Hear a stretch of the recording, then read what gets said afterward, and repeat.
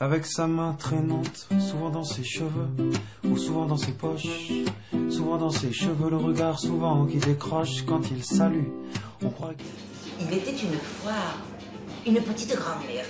Elle était maigre, maigre comme un clou. Un jour, elle reçoit une invitation pour aller au mariage de sa fille. Alors, pour être belle, pour faire la fête, elle se met une jupe, un jupon, une jupe, un jupon, une jupe, un jupon, une jupe, un jupon. Cette jupe et jupons, la voilà belle, toute belle pour aller faire la fête. Elle ferme la porte de sa maison et s'en va sur le chemin. Marche, marche, marche, marche que je te marche. Arrivée en plein milieu du chemin, elle tombe sur un loup.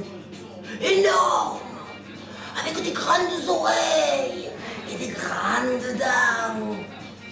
Grand-mère, t'as bien fait de passer là parce que moi maintenant je vais te manger. Oh, loupé. Si c'est pas un peu bimbarou. Oh, t'es pas un peu fou, non? Mais tu vois pas comment je suis maigre. Quand tu m'auras mangé, t'auras encore faim. Tu sais, Lou, je vais au mariage de ma fille. Et je vais faire la fête pendant 3 jours et 3 nuits. Là-bas, je mangerai, je boirai. Et quand je reviendrai, je serai toute ronde et toute rose. Là, tu pourras te manger et t'espères les cas. Mère, t'as bien fait de me dire ça. Là, je reste là au milieu du chemin et je t'attends, je te mangerai à ton retour. Et la grand-mère, elle reprend son chemin. Elle marche, marche, marche, marche que je te marche quand elle arrive chez sa fille. Avait-tu déjà commencé? Alors elle mange, elle boit, elle danse, elle chante, elle mange, elle boit, elle chante, elle danse. Pendant 3 jours. Et au bout de 3 jours, la fête est finie. Alors elle dit à sa fille, bon ben écoute, maintenant je vais rentrer chez moi. Et puis elle était songeuse, la grand-mère. Alors sa fille, elle lui dit, qu'est-ce que tu as, il y a quelque chose qui ne va pas? Ben tu sais, je t'en ai pas parlé quand je suis arrivée pour pas te gâcher la fête, parce que voilà, il y a le loup, il va t'en milieu du chemin pour me manger. Alors la fille, elle réfléchit un peu, mais pas trop longtemps, elle lui dit, attends, j'ai quelque chose pour te cacher, tu vas voir.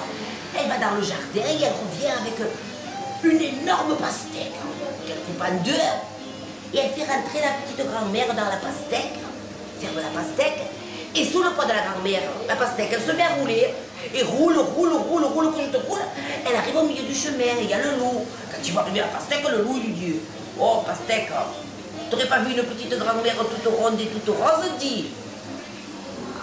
Dedans la pastèque, ça lui répond, ah, moi j'ai vu personne, hein. Alors, ou tu me laisses passer, ou tu me manges, mais fais vite parce que moi je suis pressée. Oh, grand-mère. Non, pas grand-mère. Oh, pardon. Oh, pastèque. Tu m'as déjà vu, moi, manger un loup affamé, manger de l'eau sucrée avec des graines. Oh, non, me dit, oh, allez, passe ton chemin. Il lui faut un coup de pâte. Et la pastèque, elle roule, et elle arrive jusque chez elle. La grand-mère, elle sort. Oh, elle est souriante, elle est rose, elle est belle, elle a des pépins partout. Elle ouvre la porte, elle rentre chez elle, et depuis ce jour-là, elle n'a plus jamais entendu parler d'eux. Et vous?